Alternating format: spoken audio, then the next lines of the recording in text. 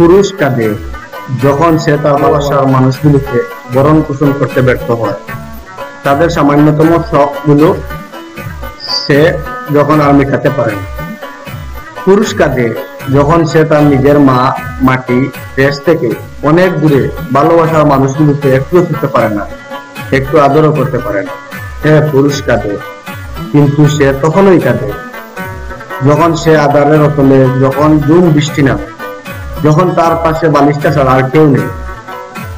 পুরুষ সেই অশ্রু তার চোখের গর্ত থেকে বেরিয়ে আসে না, যা অন্য কেউ দেখে ফেলবে। পুরুষের অশ্রু বেরিয়ে আসে তার হৃদয়ের গহীন থেকে। কখনো সেটা একটা দীর্ঘশ্বাস, কখনো বিস্ময়ের হতবাক হয়ে তাকিয়ে থাকে।